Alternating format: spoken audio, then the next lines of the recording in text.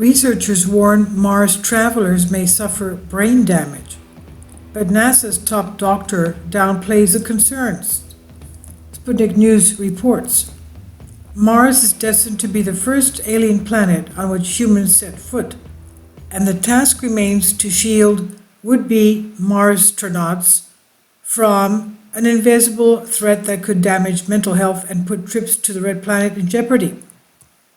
Now, we're not looking at all at the economic aspect, because we had private companies that wanted to take people to Mars on a one-way trip, and one of those companies has since gone bankrupt. Can you imagine now? Creating a colony, putting people on there, and then going bankrupt. What does that mean? That means that those people, of course, would be, let's not talk about that, that's another aspect. But this thing has to do with the environment of Mars. NASA is looking to take the first humans to Mars within the next 2 decades. Researchers warn that astronauts could be exposed to dangerous amounts of radiation that may lead to critical performance deficits, including the increase, of course, risk of cancer. Why does space radiation matter? Well, we have cosmic rays as well. Now, those who venture far beyond Earth into deep space should expect to be constantly bombarded by high-energy radiation coming in 2 ways: from injections of charged particles from the Sun, and by the galactic cosmic rays that originate outside of our solar system. The Earth's magnetosphere, the giant magnetic bubble generated by the planet's magnetic field, as well as the atmosphere, block most of the particles. This protection gets weaker farther away from the Earth that we go, and astronauts aboard the International Space Station receive doses 250 times higher than on the planet's surface, and the impact on the human body in interplanetary space could be hundreds of times greater. What are the effects on health? A recent NASA-funded study suggests that a Mars-bound trip would face radiation so virulent that it could damage the space pioneers' cognitive faculties. The researchers exposed 40 mice to low doses of radiation every day over a span of 6 months, in what seems to be the first such simulation of a deep space trip. Previously, when studying the health impact of radiation, scientists would give test animals acute doses over shorter periods of time. They found that low-dose rate particles radiation elicits anxiety-like behavior and produces long-lasting behavioral deficits in mice, damaging their ability to learn and remember. Specifically, the anxiety was found to be so overwhelming in some mice that they would display freezing behavior during the tests, staying immobile for 1 second or more. The study warned that at least 1 astronaut in a 5-member Mars crew could return to the Earth with severe deficits in cognitive function. During the spaceflight, the astronaut's ability to respond effectively to stressful situations could be damaged, the research team warned. They said, in the long term, the nature of the radiation environment in space will not deter our efforts to travel to Mars, but it may be the single biggest obstacle humankind must resolve to travel beyond the Earth's orbit, they said. Now, how has NASA responded to this? NASA, however, the chief health and medical officer, has downplayed the warning. He argues that the mice were exposed to higher amounts of radiation than the astronauts would face en route to Mars. This is what was told to NBC News. With dosages that we are expecting with a Mars mission, I'm not expecting to have a massive amount of cognitive decline in astronauts. J.D. Polk, who previously worked as Assistant Secretary of the DHS, said.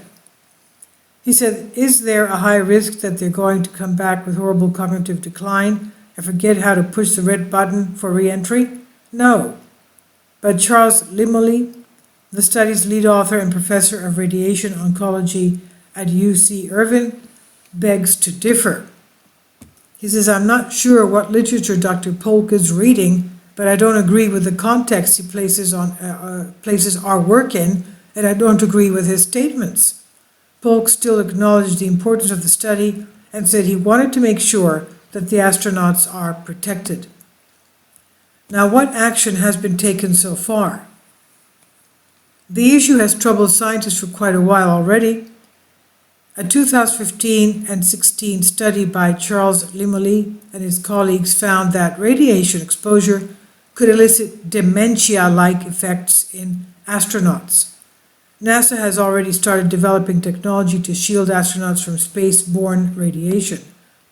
The agency will test a polyethylene radiation protective vest called AstroRad on 2 Phantoms during the upcoming Orion unmanned lunar flyby. The Orion spacecraft will also be equipped with a radiation sensing instrument that would alert the crew in case of a radiation event. In such a scenario, the astronauts will have to take shelter in the center of the crew module, which is designed to store supplies and shield themselves with storage bags.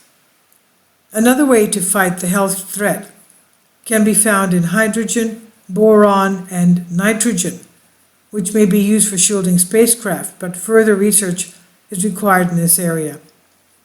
NASA does not want to use heavy materials like lead for shielding spacecraft because, of course, the incoming space radiation will suffer many nuclear collisions and the shielding leading to the production of additional secondary radiation.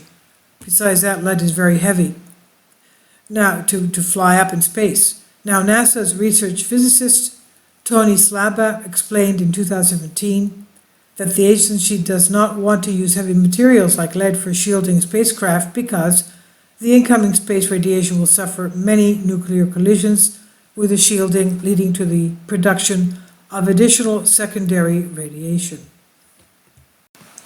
So the takeaway with this is there is going to be radiation. Some say that they can protect the astronauts, others no. They still don't have a good protection against radiation, cosmic and solar, on the surface of Mars.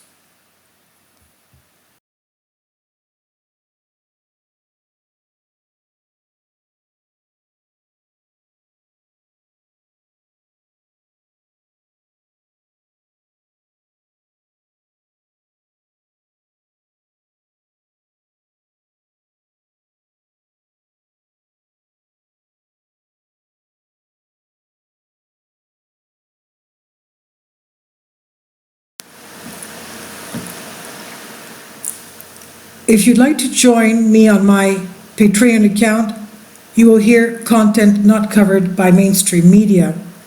These riveting stories will be based on my research, and I will state my opinions and give my personal insight on diverse and controversial subjects and world events not covered by mainstream media, and not supported by YouTube guidelines. So whatever I have on my Patreon, most of those will not be on my YouTube channel. Please consider becoming a member today. More of the most significant and important videos will be on my Patreon channel. Your support helps me to continue my research and keeps this YouTube channel alive. And we depend on your support, your generous charity, because we help economically challenged families here in Athens, Greece, in Kapota, and we also help the young generation with university tuition and the community around our church. Thank you.